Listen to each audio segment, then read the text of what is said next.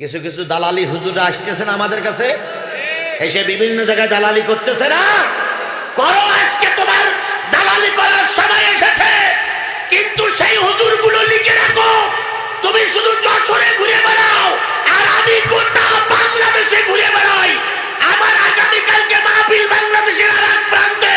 শুনে রাখো, গোটা বাংলাদেশ সফর করে আমার যা অভিজ্ঞতা হয়েছে, সব যদি ঠিক থাকে, আগামী সংসদ হবে কোরআনের সংসদ, আগামী দেশ হবে কোরআনের দেশ, আগামী গণভবন হবে কোরআনের গণভবন।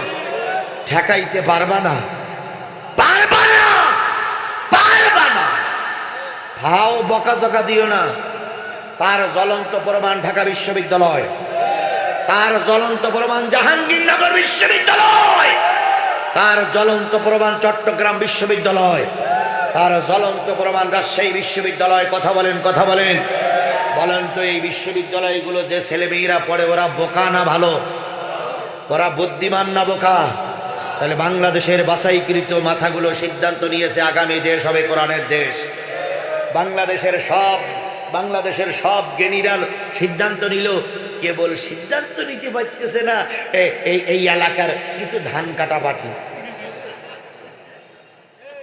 ছোট মনে করবেন না, আমি আপনাদের ছোট মনে করি না, কারণ আপনারা ধান কাটতেছেন বলে আমরা খাচ্ছি, আপনারা মাঠে ধান চাষ করতেছেন বলে আমাদের রেজেকের ব্যবস্থা হচ্ছে। আমি আপনাদের ছোট মনে করছি না। কিছু ভ্যান চালক, রিক্সা চালক মনে এখনো সিদ্ধান্ত নিতে পারিনি যে দেশ কোরআনের দেশ হবে। আপনি লিখে রাখেন, আজকে 3 তারিখ দিয়ে আমি আপনার পাশের জেলার মানুষ, আমি গোটা দেশ খুঁজে একটা ধারণা নিয়েছি, যে যাই বলুক আর যে যাই করুক, এই অবস্থা যদি বিরাজমান থাকে, বাংলাদেশ আগামীর দেশ হবে টুপিওয়ালার দেশ, আগামী সংসদ হবে টুপিওয়ালার সংসদ, আগামী গণভবন হবে টুপিওয়ালাদের গণভবন। এখানে নাকি কোন নেতা বলেছে যে জিহাদির বলে দিও, জিহাদি যে কথাগুলো বলবে সে কথাগুলোর পিছনে যেন কোরআন হাদিসের দলিল ফিট করে। সেই বাবার বাচ্চাটার আমি বলতেছি, কোন জায়গায় বসে আছো, দলিলটা নেও, দলিলটা নেও। আমি ওই সাগরের থেকে ভুস করে উঠে আসিনি, বক্তৃতা জগতে বিনা টিকিটে এখানে কোরআন বিক্রি করতে আসিনি। দলিল নাও। মাইয়াশফা শাফাতান হাসানাতান ইয়াকুল্লাহু নাসিবুম মিনহা ওয়া মাইয়াশফা শাফাতান সাইয়াতান ইয়াকুল্লাহু কিফলুম মিনহা। যেই ব্যক্তি কোনো ভালো নেতা নির্বাচন করবে, যেই ব্যক্তি কোনো ভালো কাজে সাপোর্ট করবে, সাপোর্ট করার পরে নেতা নির্বাচন করার পরে ওই নেতা ক্ষমতায় যেয়ে যত ভালো কাজ করবে, প্রতিটা ভালো কাজের সব ওই ব্যক্তি কবরে বসে পাবে, যেই ব্যক্তির একটা ভোটে নেতা সংসদে গেছে।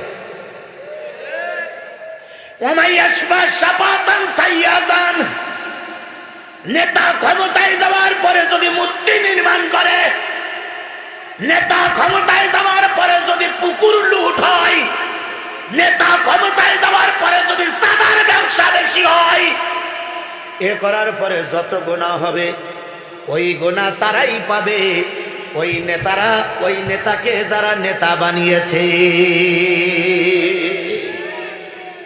ছোট্ট একটা ইসলামী রাষ্ট্র, এই সময় একটা অঘটন ঘটে গেল। খাওলা বিনতে সালাবা, একজন মহিলা সাহাবী, তিনি এসে বলেন, ইয়া রাসূলুল্লাহ, আমার স্বামী আমাকে বলেছে আমি নাকি তার পিঠির মতন, আমি নাকি তার বুকের মতন, আমি নাকি তার শরীরের বিভিন্ন, আমি নাকি তার মায়ের বুকের মতন, আমি নাকি তার মায়ের পিঠির মতন, আমি নাকি তার মায়ের বিভিন্ন অঙ্গ প্রত্যঙ্গের মতন।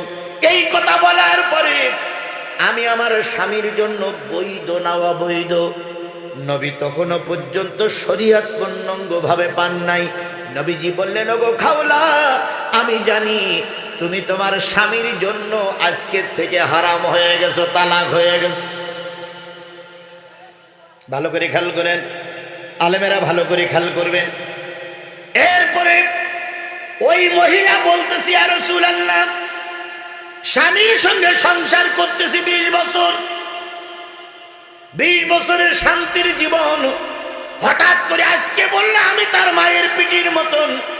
আর আমি যদি তালাক হয়ে যায়, একটা কথায় যদি 20 বছরের সম্পর্ক নষ্ট হয়ে যায়, তাহলে আমার যে 4-5টা ছেলে মেয়ে আছে, ছেলে মেয়েগুলো নিয়ে এখন কোথায় যাব, কার দরবারে ভিক্ষে করব? নবী বললেন, ওসব কিছু জানি না, আমি যে শরীয়তটা জানি সেটাই তোমার বলে দিলাম, তুমি তোমার স্বামীর জন্য আরাম। এই মহিলা রসুলের কথার পিঠি বারবার প্রশ্ন করছিলেন, রসুল উত্তর দিয়েছিলেন। এবার মহিলা আল্লাহর কাছে প্রশ্ন করলেন, আল্লাহ, এ তোমার কোন নিয়ম, এ তোমার কোন নীতি, এ তোমার কোন বিধান? আমার আজকে 5টা-6টা ছেলে মেয়ে, বাচ্চাগুলো নিয়ে কোথায় যাব? স্বামী আমাকে বললেন আমি তার মায়ের মতন, তালাক হয়ে গেলাম, আমার শরীয়তের কান্ডারি। নবী বললেন, তালি এখন আমি যাব কই? এই যে রসুলের সঙ্গে কথার পিঠি কথা বলতেছিলেন, রসুল একটা উত্তর দিচ্ছিলেন, খাওলা একটা প্রশ্ন করছিলেন, রসুল একটা উত্তর দিচ্ছিলেন, খাওলার একটা প্রশ্ন করতেছিলেন। এই যে কথার পিঠে কথা কাটাকাটি হচ্ছে, এইটা আরবিতে কি? মোজাদালা। এবার ওই খাওলা আকাশের দিকে তাকাই বললেন, মালিক, আবু বকরের জন্য কোরআন নাজিল হয়, ওমরের জন্য কোরআন নাজিল হয়, আয়েশার জন্য কোরআন নাজিল হয়, খাদিজার জন্য কোরআন নাজিল হয়। মালিক, তুমি দয়া করে আমার জন্য একটা আয়াত নাজিল করে বুঝাইয়া দাও, আমি আমার স্বামীর জন্য বৈধ না অবৈধ? ও আমার ভাইরা, খাওলার এই প্রশ্নের পরে আল্লাহ পাক যে সূরাটা নাজিল করেছিলেন, সেই সূরাটার নাম হলো সূরাতুল মুজাদালা। আল্লাহ বলতেছেন, নবী, কদ সামিআল্লাহু কাওলাল্লাতী তুজাদিলুকা ফি যাওজিহা। ওগো নবী, তুমি আর ওই মহিলা যে কথা বলতেছো, ওই কথা তোমার আল্লাহ শুনেছে। তুজাদিলুকা ফি যাওজিহা, ওই মহিলার সঙ্গে তুমি যে তুজাদিলুকা তর্ক বিতর্ক করতেছো, এই তর্ক বিতর্ক কে শুনেছে? এবার আমি আল্লাহ উত্তর দিচ্ছি, কাউকে মা বলে ডাকলি সে গর্ভধারিণী মায়ের মতন হয় না, কাউকে মা বললেই সে মা হয় না। মা সেই ব্যক্তি যে ব্যক্তি সন্তান ধারণ করে, সন্তান ভূমিষ্ঠ করে, 2 বছর 2.5 বছর দুধ পান করায়, ওই হলো মা। কাউকে মা বললেই সে মা হয়ে যায় না। তাই যদি যেত আপন মার শেখ হাসিনা মা যদি এক হইতো, ও আওয়ামী লীগের নেতা কর্মীরা তোমার মা রাজপথে ফেলাইয়ে তোমার মা পালাতে পারত না।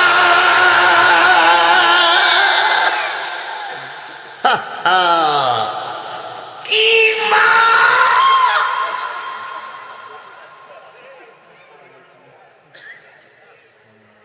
সেদিন দেখলাম আফ্রিকার জঙ্গলে একটা বাঘের একটা বাচ্চা কুয়ার ভিতরে পড়েছে। মা অনেক চেষ্টা করেছে, বাচ্চাটা তুলতে পারিনি।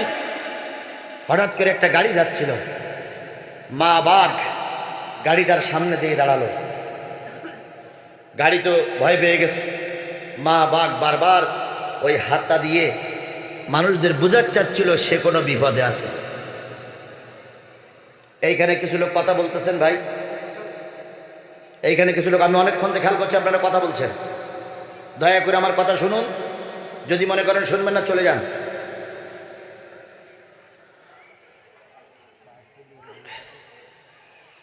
ভাই, আমি যেটা বলছিলাম সেটা হলো, মা বাঘ বোঝানোর পরে ড্রাইভার এবং প্যাসেঞ্জাররা বুঝলো বাঘটা কোনো বিপদে পড়েছে। বাঘের সঙ্গে যেয়ে বাঘ দেখাই দিল যে কুয়ার ভিতরে তার বাচ্চা পড়ে আছে। একটা বাচ্চা, বাঘের মা 3টা-4টা বাচ্চার থেকে একটা বাচ্চা কুয়ার ভিতরে পড়েছে, তাই জীবনের ঝুঁকি নিয়ে গাড়ির সামনে দিয়ে দাঁড়ালো। আর তোমরা 17 বছর যে মার পিছনে ছুটোছুটি করেছিলে, একটাই তোমার মা বিমানে চলে গেল, একবারও খোঁজ দিল না যে জিকর কাছায় আমার সন্তান কোন গর্তে কোন মৌলবি থাপ্পড় খাচ্ছে।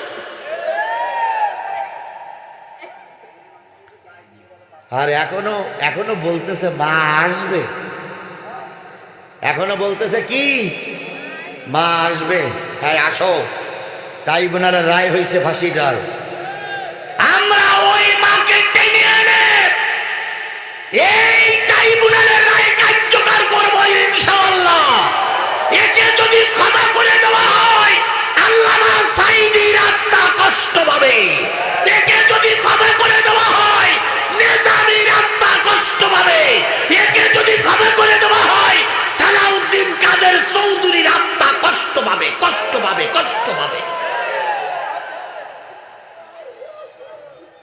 58 জন না 57 জন বিডিআর হত্যা হলো এই পেতনির বাচ্চার কারণে। সুতরাং আল্লাহ রাব্বুল আলামিন বলতেছে যে মা বলে ডাকলেই কেউ মা, প্রকৃত মা যে পেটে সন্তান ধারণ করে এবং দুধ পান করায়। এই সূরাটার আয়াত সংখ্যা 22, রুকু সংখ্যা 3। 22টা আয়াতের ভিতর থেকে আমি তেলাওয়াত করেছি কয়টা আয়াত? 4টা। কত নম্বর? 14, 15, 16, 17। এই সূরার 4টা। আর নেসার কয়টা? 51, 52, 53। এবার চলুন 14 নম্বর আয়াতে চলে যা। আল্লাহ বলতেছেন, আল্লাহ বলতেছেন, আলাম তারা ইলাল্লাযীনা তাওয়াল্লাউ কওমান গাদিবাল্লাহু আলাইহিম। ওগো নবী, আপনি কি সেই দলকে দেখেন নাই? মূল আলোচনা কিন্তু শুরু হলো। সেই দলকে কি দেখেন নাই? সেই গোষ্ঠীকে কি দেখেন নাই? সেই জাতিরে কি দেখেন নাই? যাদের পরে গাদিবাল্লাহ, আল্লাহর গজব, আল্লাহর লানত। আপনি কি সেই দলটারে দেখেছেন? আপনার সামনে কি সেই দল আছে যে দলের উপরে আল্লাহর কি? এই কথা বলেন না কেন? সেই দলের উপর আল্লাহর কি? আরো জোরে বলেন, সেই দলের উপর আল্লাহর কি? এখন আল্লাহর লানত কাদের পরে আমি যদি বলি, কিছু লোক খেপে যাবে। প্রশ্ন না, আল্লাহর কাছে বলি, আল্লাহ তুমি উত্তর দাও, কাদের পরে তোমার লানত, কাদের পরে তোমার অভিশাপ? এবার সূরা নিসার ভিতরে চলে যান। আল্লাহ রাব্বুল আলামিন বলতেছে, আলাম তারা ইলাল্লাযীনা উতুন নাসিবাম মিনাল কিতাব।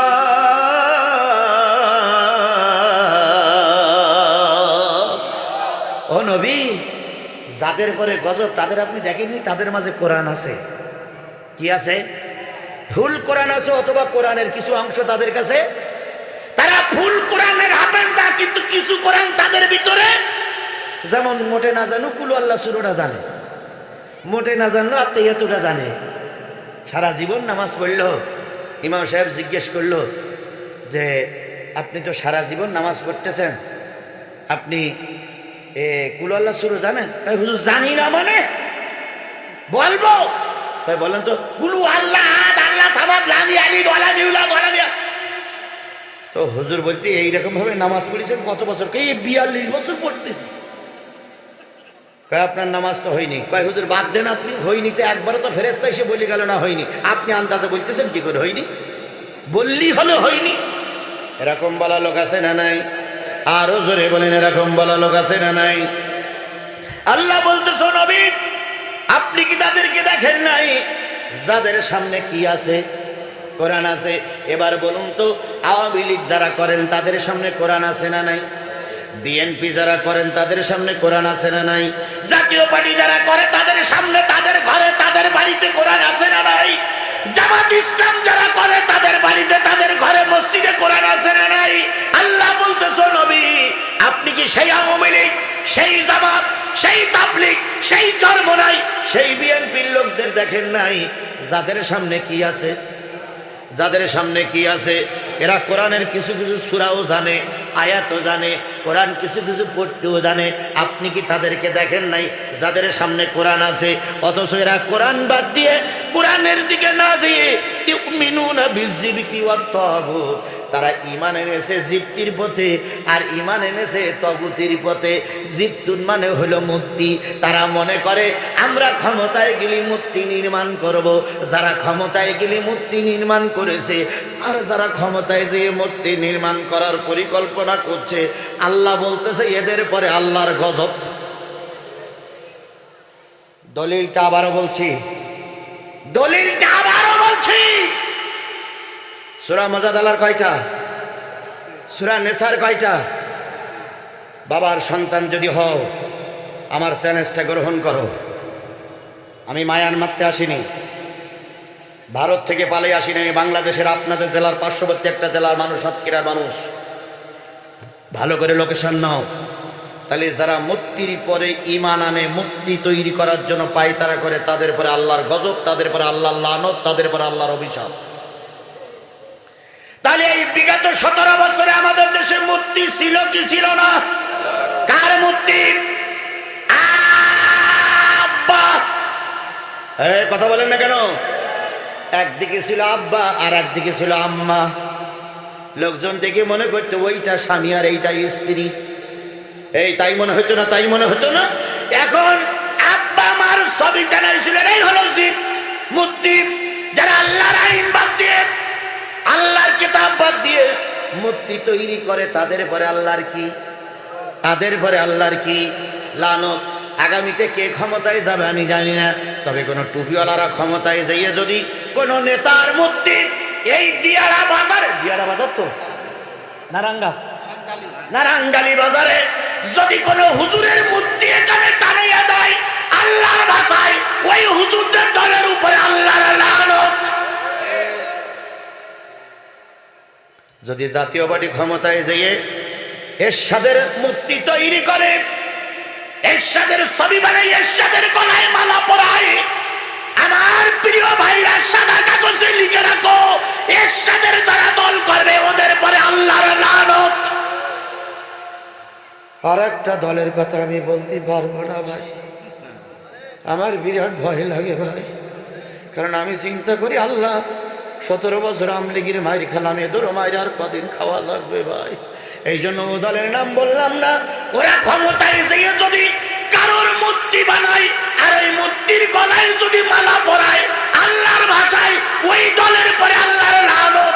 ওদের যারা ক্ষমতায় বসাবে তাদের পরে আল্লাহর লানত। ওদের অফিসে যারা বলবে ওদের পরে আল্লাহর লানত। ওদের পক্ষে যারা ভোট চাবে ওদের পরে আল্লাহর লানত। ওদের কাছ থেকে 2 টাকা নিয়ে বাজার করে ছেলে মেয়ের খাওয়াবে ওদের পরে আল্লাহর লানত। যদি বলেন হুজুর দলিল দেন, হ্যাঁ দলিল নেন। মাইয়াশফা শাফাতান হাসানাতান ইয়াকুল লাহু নাসিবুম মিনহা ওয়া মাইয়াশফা শাফাতান সাইয়্যাতান ইয়াকুল লাহু কিবলুম মিনহা। এখানে নাকি কোন নেতা বলেছে যে জিহাদির বলে দিও, জিহাদি যে কথাগুলো বলবে সে যেন সে কথাগুলোর পিছনে যেন কোরআন হাদিসের দলিল ফিট করে। সেই বাবার বাচ্চাটার আমি বলতেছি, কোন জায়গায় বসে আছো, দলিলটা নেও, দলিলটা নেও। আমি ওই সাগরের থেকে ভুস করে উঠে আসিনি, বক্তৃতা জগতে বিনা টিকিটে এখানে কোরআন বিক্রি করতে আসিনি। দলিল নাও। মাইয়াশফা শাফাতান হাসানাতান ইয়াকুল লাহু নাসিবুম মিনহা ওয়া মাইয়াশফা শাফাতান সাইয়্যাতান ইয়াকুল লাহু কিবলুম মিনহা।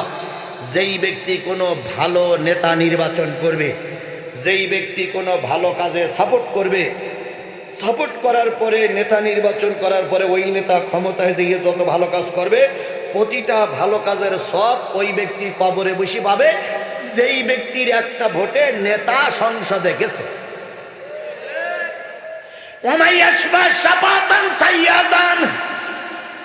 নেতা ক্ষমতায় যাওয়ার পরে যদি মূর্তি নির্মাণ করে, নেতা ক্ষমতায় যাওয়ার পরে যদি পুকুর লুট হয়, নেতা ক্ষমতায় যাওয়ার পরে যদি সাদার ব্যবসা বেশি হয়, এ করার পরে যত গুনাহ হবে ওই গুনাহ তারাই পাবে, ওই নেতারা, ওই নেতাকে যারা নেতা বানিয়েছে। হাদিসটা শোনেন, মান তাশাব্বা বিকওমিন ফাহুয়া মিনহু।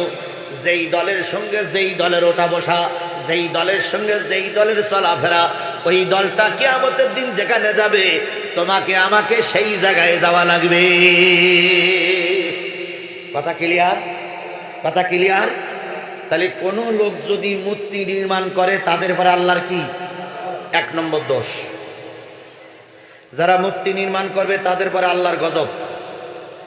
বাংলাদেশ জামাত ইসলাম ক্ষমতায় যাওয়ার পর, এখানে জামাত ইসলাম কারা করে আমি জানি না, তাই বাংলাদেশ জামাত ইসলাম ক্ষমতায় যাওয়ার জন্য একটা স্বপ্ন দেখতেছে না, বিরাট স্বপ্ন দেখতেছে। আল্লাহ ভালো জানে কোন পর্যন্ত যাবে।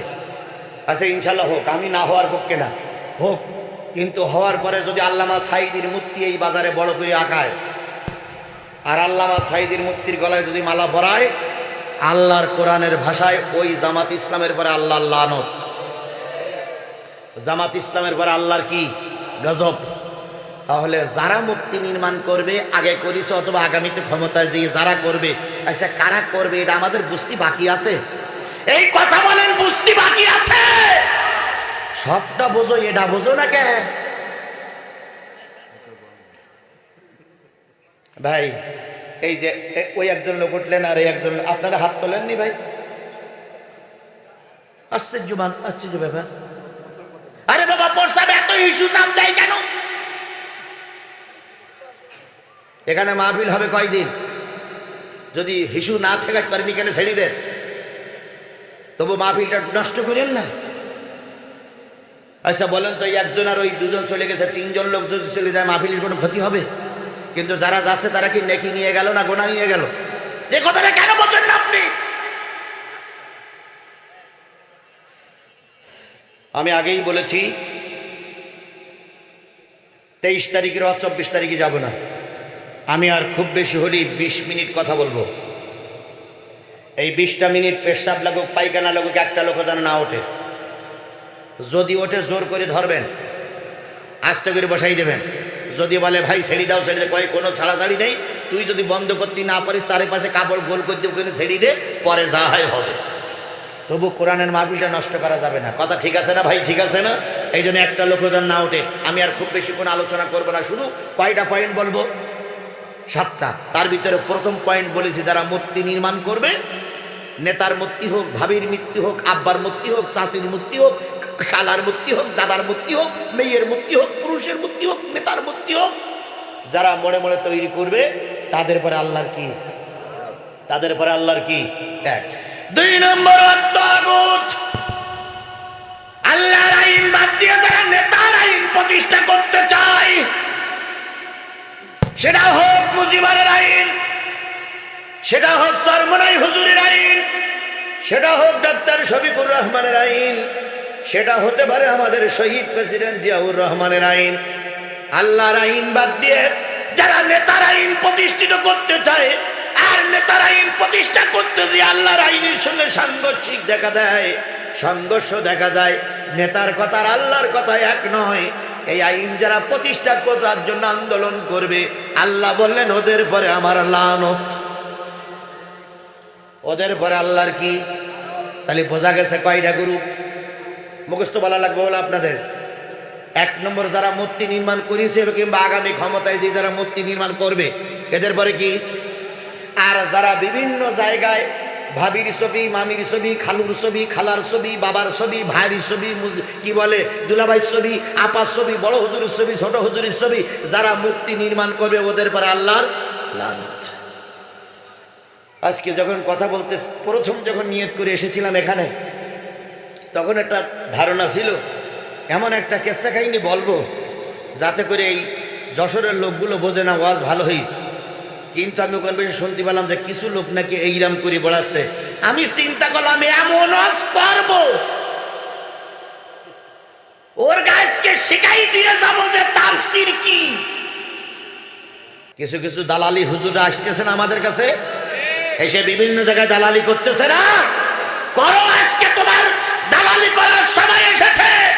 কিন্তু সেই হুজুরগুলো লিখে রাখো, তুমি শুধু যশোরে ঘুরে বেড়াও আর আমি গোটা বাংলাদেশে ঘুরে বেড়াই। আমার আগামীকালকে মাহফিল বাংলাদেশের আর এক প্রান্তে, শুনে রাখো, গোটা বাংলাদেশ সফর করে আমার যা অভিজ্ঞতা হয়েছে, সব যদি ঠিক থাকে, আগামী সংসদ হবে কোরআনের সংসদ, আগামী দেশ হবে কোরআনের দেশ, আগামী গণভবন হবে কোরআনের গণভবন। ঠেকাইতে পারবা না, পারবা না, পারবা না। ভাও বকাঝকা দিও না। তার জ্বলন্ত প্রমাণ ঢাকা বিশ্ববিদ্যালয়, তার জ্বলন্ত প্রমাণ জাহাঙ্গীরনগর বিশ্ববিদ্যালয়, তার জ্বলন্ত প্রমাণ চট্টগ্রাম বিশ্ববিদ্যালয়, তার জ্বলন্ত প্রমাণ রাজশাহী বিশ্ববিদ্যালয়। কথা বলেন, কথা বলেন, বলেন তো এই বিশ্ববিদ্যালয়গুলো যে ছেলেমেয়েরা পড়ে, ওরা বোকা না ভালো? ওরা বুদ্ধিমান না বোকা? তাহলে বাংলাদেশের বাছাইকৃত মাথাগুলো সিদ্ধান্ত নিয়েছে আগামী দেশ হবে কোরআনের দেশ। বাংলাদেশের সব জ্ঞানীরা সিদ্ধান্ত নিল, কেবল সিদ্ধান্ত নিতে পারতেছে না এই এলাকার কিছু ধান কাটা পাঠি।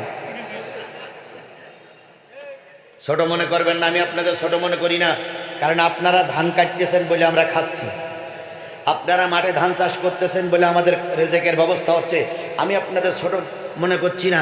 কিছু ভ্যান চালক, রিক্সা চালক মনে এখনো সিদ্ধান্ত নিতে পারিনি যে দেশ কোরআনের দেশ হবে। আপনি লিখে রাখেন আজকে 3 তারিখ দিয়ে, আমি আপনার পাশের জেলার মানুষ, আমি গোটা দেশ খুঁজে একটা ধারণা নিয়েছি। যে যাই বলুক আর যে যাই করুক, এই অবস্থা যদি বিরাজমান থাকে, বাংলাদেশ আগামীর দেশ হবে টুপিওয়ালার দেশ, আগামী সংসদ হবে টুপিওয়ালার সংসদ, আগামী গণভবন হবে টুপিওয়ালাদের গণভবন। সেই গণভবন তৈরি করতে গেলে 151টা আসনের দরকার। আমরা সারা দেশের থেকে 150টা আসন দেব। আপনাদের এই আসনটা আপনারা টুপিওয়ালাদের দিতে পারবেন? 150টা আসন আপনাদের দেওয়া লাগবে না। 150টা আসন দেওয়া না দেওয়ার দায়িত্ব ডাক্তার শফিকুর রহমানের। 150টা আসন পাক আর না পাক সে দায়িত্ব আজিজুল ইসলাম জিহাদি। কিন্তু আপনাদের দায়িত্ব, আপনাদের এই আসনটা কোরআনের জন্য দিতে হবে। আপনারা কি পারবেন? পারবেন? তাহলে আজকের থেকে নিয়ত করতে হবে, যতদিন পর্যন্ত ফেব্রুয়ারি মাস শেষ না হয় ততদিন পর্যন্ত পুরাই